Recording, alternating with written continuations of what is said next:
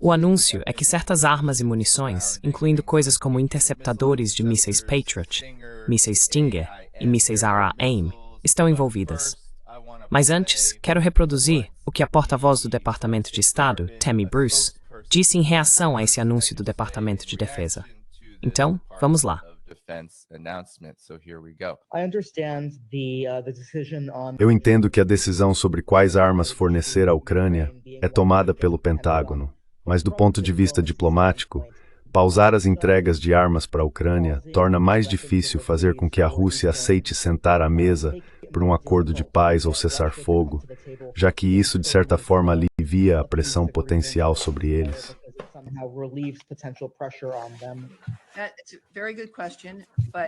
Essa é uma ótima pergunta, mas é bom que isso não será um fator, porque não interrompemos o envio de armas para a Ucrânia. Esse é um aspecto, uma situação, um evento que foi alterado. Como você ouviu do Departamento de Defesa, existem várias outras opções e esforços robustos em relação à situação ucraniana com armas. Novamente, não falo pelo Departamento de Defesa. Que tal começarmos com você, Larry? O que está acontecendo aqui? O que você acha dessa situação em relação a esse anúncio que surpreendeu tanto a Ucrânia quanto seus aliados na OTAN?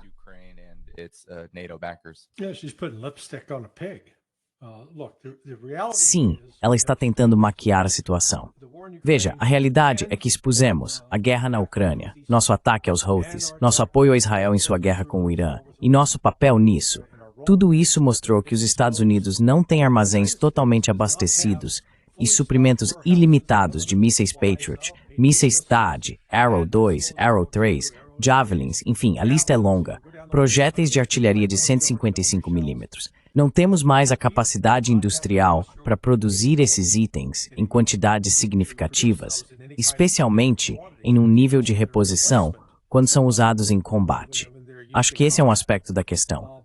Mas vemos uma pista quando Macron liga para Vladimir Putin e você sabe, eles conversam sobre Irã e Israel.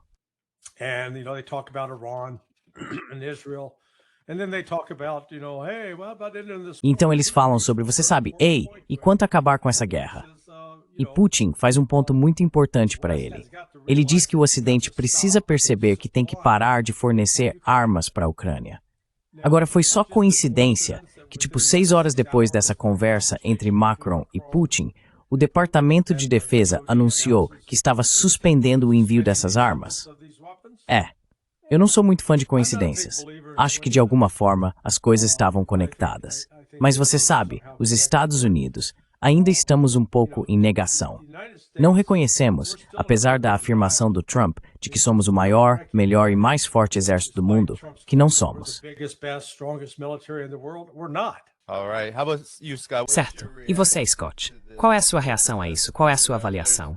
Sabe, houve mensagens muito contraditórias aqui. A Tammy Bruce disse que, bem, existem outras opções, outras coisas que podem ser feitas. Mas o que realmente aconteceu aqui e o que está acontecendo?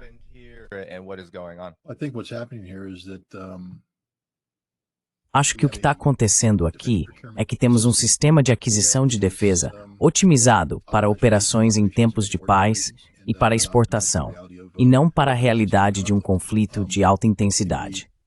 O Patriot é um sistema caro, originalmente projetado para abater aviões. Mais tarde passou a ter uma função antibalística, mas grande parte da nossa produção atual se baseia no precedente da Guerra do Golfo, quando o Iraque lançou 49 mísseis Scud contra Israel e outros 48, mais ou menos, contra os Estados Árabes do Golfo. A taxa de uso do Patriot era absorvível pelos estoques disponíveis e reabastecida pelo dinheiro destinado a esse fim. Agora passamos por 20 anos da guerra global ao terror. Quantos Patriots foram disparados em combate nesse período?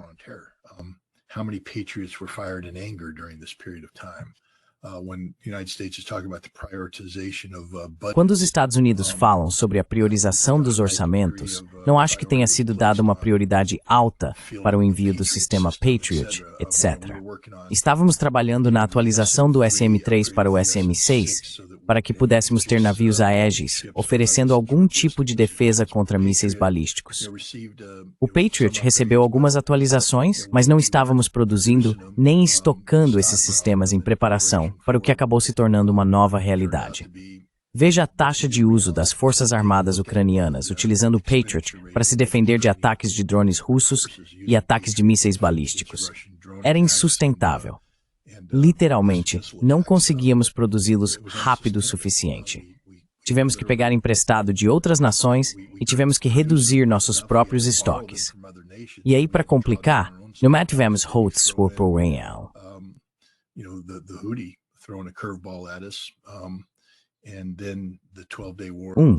E então a guerra de 12 dias com o Irã.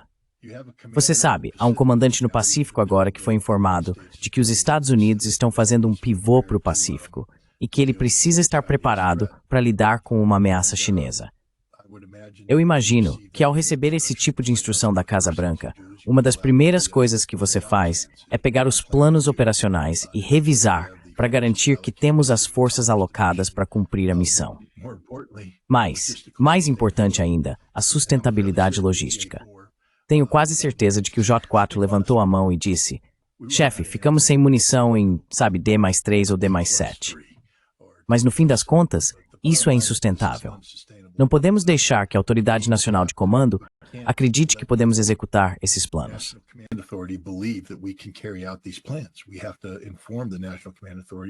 Temos que informar a Autoridade Nacional de Comando que somos incapazes de cumprir a missão que nos foi dada devido a restrições logísticas e esgotamento de munição. Entregamos tudo. Ninguém está repondo. Não podemos lutar essa guerra. É isso que eu acho que aconteceu. Acredito que o Comando do Pacífico avisou o Pentágono de que eles são incapazes de cumprir a missão que lhes está sendo atribuída. E sabe, a menos que as coisas sejam revertidas, e acho que o Comando Central fez a mesma coisa, disseram, se vocês quiserem continuar com esse jogo de pôquer de alto risco que estamos jogando com o Irã, entendam o seguinte, nossas forças literalmente não podem ser defendidas. Não temos capacidade de defendê-las por um período prolongado.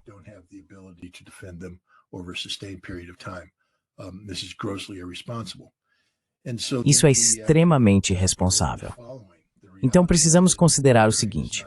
A realidade é que a Ucrânia não é mais uma missão de alta prioridade para os Estados Unidos. Não se trata apenas da mudança política que ocorreu com Trump, mas do fato de que a Ucrânia não pode vencer essa guerra e de que não há nada que a Europa ou os Estados Unidos possam fazer para reverter essa tendência. Portanto, você está literalmente jogando dinheiro fora ao continuar fornecendo armas para a Ucrânia e, nesse processo, cometendo suicídio.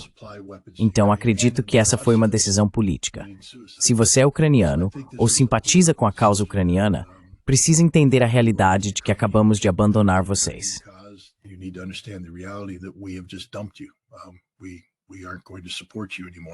Nós não vamos mais te apoiar. Sim, pode ser que ainda haja alguns, você sabe, fluxos de suprimentos daqui para frente. Quero dizer, a Tammy Bruce obviamente não vai mentir, então talvez ela possa apontar que estamos fornecendo papel Xerox ou algo do tipo. Mas a munição de alto valor, os Patriots, os Stingers, as coisas de que eles precisam para lutar diariamente, não estão lá.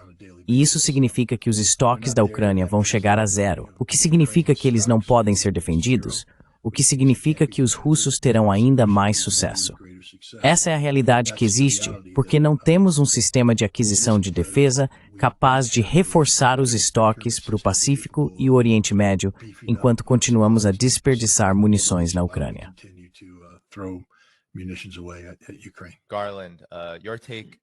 Garland, qual é a sua opinião sobre isso? Sabe, há muito tempo ouvimos durante o governo Trump, por vários meses, que esse conflito na Ucrânia iria diminuir, que eles iam acabar com isso. Não ouvimos mais tanto esse discurso, vai acabar, vai acabar. Mas mesmo assim, vemos essa movimentação.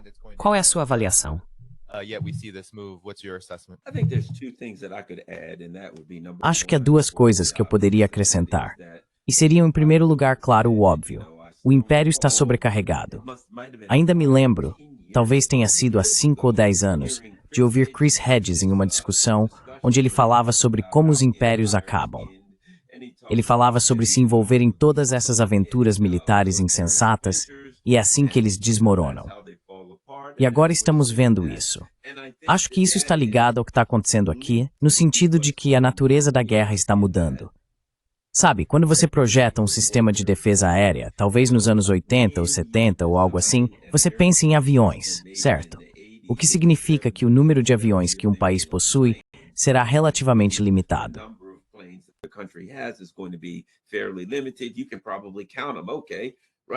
Você provavelmente pode contá-los. Ok, a Rússia tem, sei lá, quantos caças? 1.500, 2.000 caças, só para dar um número.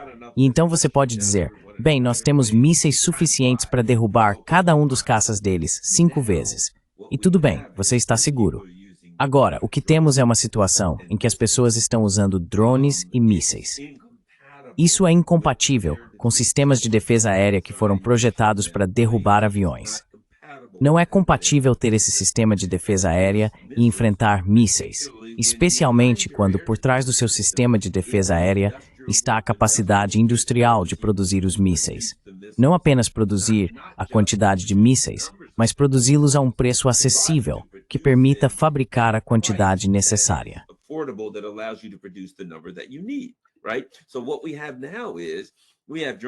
O que temos agora são drones e mísseis que podem custar, em alguns casos, $10.000 ou menos. E alguns chegam a talvez $1 milhão, como alguns dos drones iranianos. Mas os mísseis usados para derrubá-los custam de $2 milhões a literalmente 18 milhões. Então estamos vendo agora que a guerra mudou drasticamente, de uma forma que os Estados Unidos estão realmente gerações atrás quando se trata de defesa aérea. A defesa aérea deles foi projetada para abater aviões de combate. Alguns desses sistemas que usamos não focam muito nas ameaças de baixa altitude. Eles não são muito bons para derrubar coisas que voam baixo, porque foram projetados para, olha, esses aviões de combate e aviões de observação lá em cima, podemos derrubá-los com um míssil.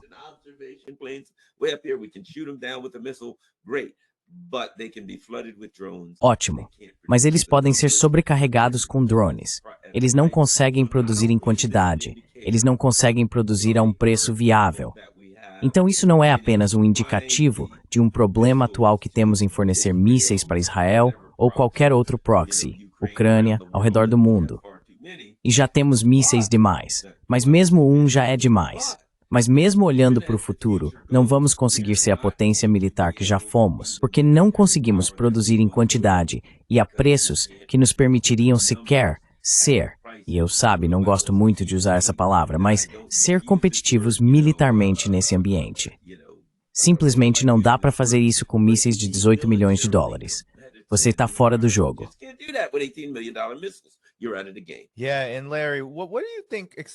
Sim. E Larry, o que você acha que explica por que, a Rússia é muito clara?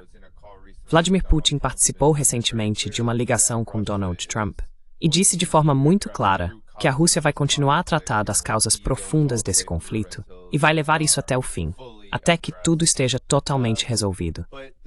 Mas o governo Trump, apesar desse tipo de iniciativa, não consegue não só agir, mas também ser claro e vocal sobre o fim desse conflito. Até há rumores de que essas tarifas ridículas de 500% com as quais estão flertando, estão punindo outros países por apoiarem a Rússia em vez da Ucrânia. Qual é a sua avaliação sobre isso? Por que esse conflito aparentemente continua mesmo quando medidas como essas são tomadas, esses retrocessos?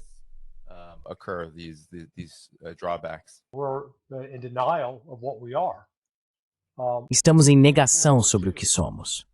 Com o fim da Segunda Guerra Mundial, nos vimos lançados ao papel de sermos um dos líderes mundiais. Na verdade, naquele momento, era uma competição entre os Estados Unidos e a União Soviética. Mas, quando declaramos vitória, em 1991, não estivemos dispostos a abrir mão desse papel. Todo o nosso aparato militar foi construído como uma força expedicionária. Ele não é regido por nenhuma doutrina estratégica clara de defesa nacional, o que vai ao encontro do ponto que Garland estava fazendo sobre os sistemas de armas que são projetados, desenvolvidos e produzidos. Eles não estão conectados a uma estratégia de defesa nacional. Já a Rússia está. A Rússia não é uma potência militar imperial.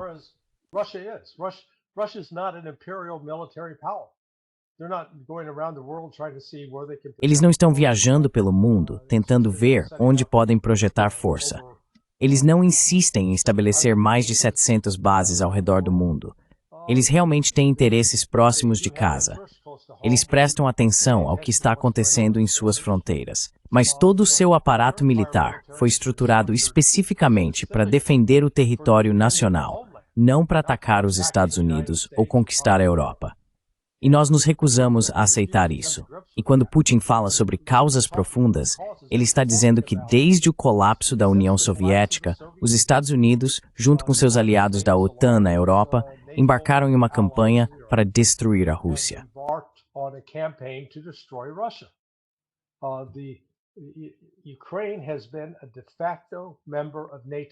A Ucrânia tem sido um membro de fato da OTAN desde 1995. A única diferença é que eles não precisaram contribuir com 5% do orçamento para a OTAN e não tinham a proteção do artigo 5. Mas fora isso, em termos de participação em exercícios militares da OTAN, sediando exercícios militares da OTAN e fornecendo uma base na Ucrânia para a OTAN, tem sido uma entidade da OTAN em todos os aspectos. Então, desse ponto de vista, a Ucrânia foi usada como um proxy para atacar a Rússia. E isso é uma das coisas que a Rússia vai pôr fim. Isso vai acabar. Isso não será mais permitido.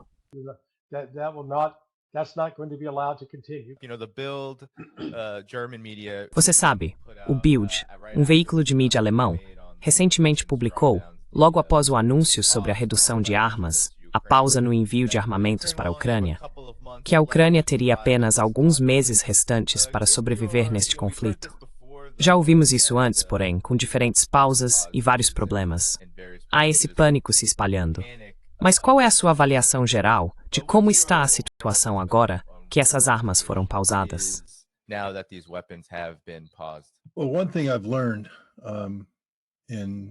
Bem, uma coisa que aprendi ao opinar sobre previsões em relação à Rússia e à Ucrânia é que não se pode usar normas, valores e modelos tradicionais. Venho de um histórico no Corpo de Fuzileiros Navais, um histórico muito agressivo.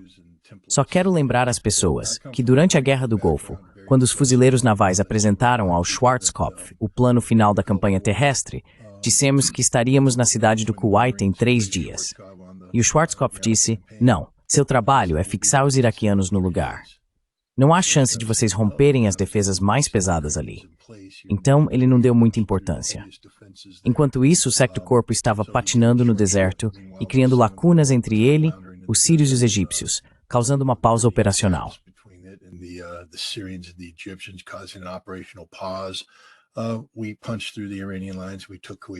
Nós rompemos as linhas iraquianas. Tomamos a cidade do Kuwait em 3 dias. Por quê? Porque somos muito agressivos, porque não sabemos como apertar o botão de pausa. E meu cérebro funciona assim, como alguém que ajudou a planejar esse ataque. Meu cérebro é muito agressivo. Então, tradicionalmente, apliquei a agressividade do Corpo de Fuzileiros Navais à situação militar russa. E os russos simplesmente não estão jogando o meu jogo, o que tudo bem. É a guerra deles. Sabe, eu acho que os russos estão operando em um cronograma de guerra de atrito, o que significa que eles não ligam para o calendário, eles se importam com os resultados. Um dos resultados que eles buscam é a destruição física das forças armadas ucranianas ao longo do tempo.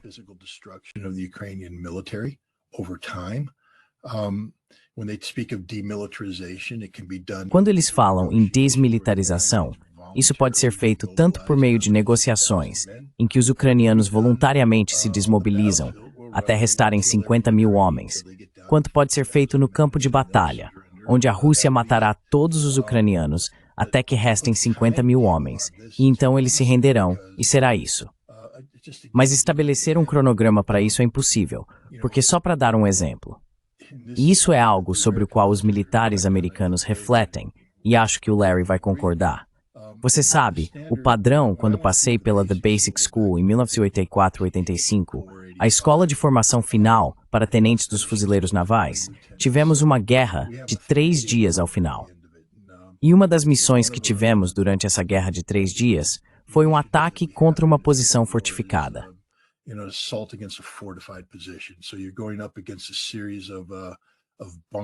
Então, você está enfrentando uma série de bunkers, com campos de tiro interligados, etc. Então você precisa planejar como vai eliminar os bunkers um de cada vez enquanto se protege dos outros, e assim por diante. Se você errar, morre. Quero dizer, é um treinamento, então é só uma morte teórica. Mas é uma das missões mais difíceis que recebíamos, um ataque contra uma posição fortificada. E sabe, nós íamos com uma companhia de fuzileiros navais e realizávamos esse ataque. E é assim que minha mente funciona.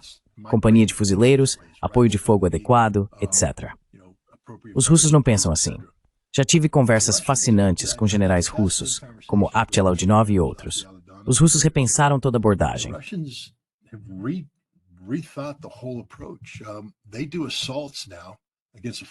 Eles agora fazem assaltos contra posições fortificadas.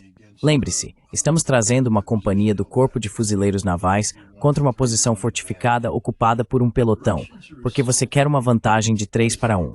Os russos estão atacando, porque os ucranianos agora não têm mais posições defensivas do tamanho de batalhões, nem de companhias, ou mesmo de pelotões. Basicamente, estamos falando de um grupo reforçado. Cerca de 11 a 15 soldados ucranianos entrincheirados em uma posição. Os russos estão atacando isso com 3 a 6 soldados russos. Eles chamam isso de trios e sextetos. Esse é o novo termo deles. A unidade de assalto principal é composta por 3 soldados russos que operam juntos, mas eles entram com apoio de fogo. Eles vêm com drones, forte apoio de drones.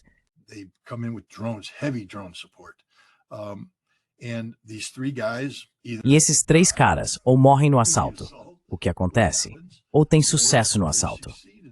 Uma vez que eles tomam essa posição fortificada e eliminam o esquadrão ucraniano, seja matando ou capturando, o que é muito raro por causa da supremacia dos drones, dificilmente um esquadrão ucraniano escapa. Uma vez que os russos localizam sua posição, ou os ucranianos matam os soldados russos, ou todos morrem. Mas se a Rússia falha no assalto, são só esses 3 caras perdidos, o que não é o fim do mundo. É trágico para esses 3. Mas o ponto é que isso é uma forma totalmente nova de pensar.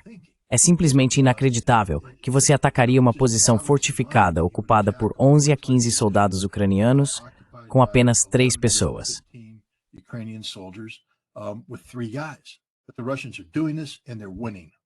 Mas os russos estão fazendo isso, e estão vencendo repetidas vezes.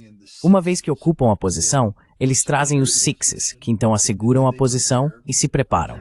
Geralmente, eles mantêm a posição por alguns dias, fazem uma rotação e depois avançam para a próxima linha de árvores, a próxima posição fortificada, pedaço por pedaço. Tem sido muito eficaz.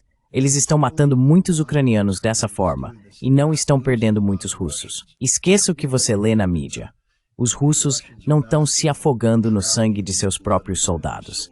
É um processo muito deliberado que eles estabeleceram aqui, o que está resultando na redução do exército ucraniano. Mas você não está vendo ganhos impressionantes, os grandes avanços.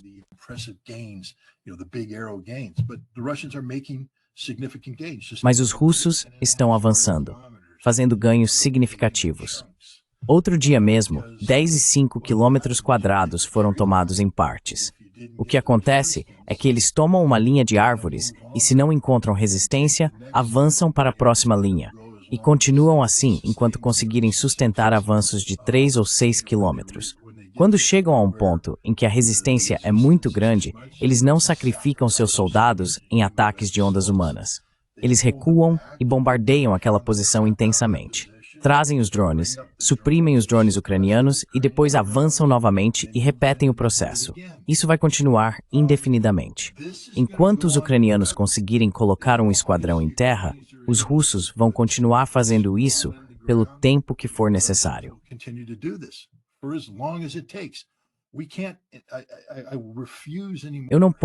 Eu me recuso a cair novamente na armadilha de tentar estabelecer um cronograma para isso. Os russos estão vencendo esta guerra. Não há como eles deixarem de vencer esta guerra. Um dos principais objetivos é a desmilitarização, o que exige a destruição física das forças armadas ucranianas. Veja, há entre 700 mil e 900 mil soldados ucranianos mobilizados até hoje. Os ucranianos conseguem gerar, sabe, mais 14 mil por mês, Não são soldados da melhor qualidade, mas eles estão conseguindo ao empurrá-los para dentro à força. Mas não é só isso. Focar apenas nisso é, de certa forma, propaganda.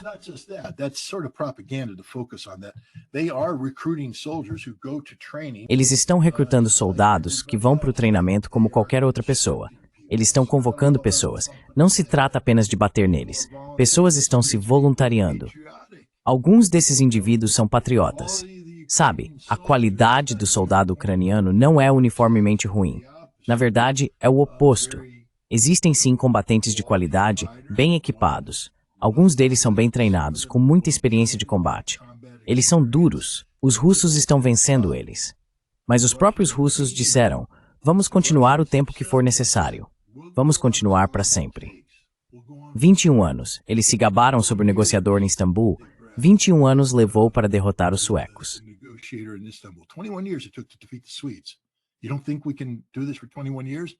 Você acha que não podemos fazer isso por 21 anos? Estamos prontos para ir 2, 3, 5, 7. Vamos fazer isso pelo tempo que for necessário. E essa é a realidade. Isso é inevitável. Isso se torna uma inevitabilidade. E sabe, acho que a derrota da Ucrânia será acelerada pela redução do apoio militar. Mas entenda que a Europa continua enviando armamentos e suprimentos. E sabe, toda vez que eles entregam, isso só prolonga ainda mais a guerra. Mas os russos estão dominando todos os aspectos desse conflito, e não há nada que possa ser feito para mudar isso. Então, essa guerra de atrito vai continuar pelo tempo que for necessário. As long as it takes.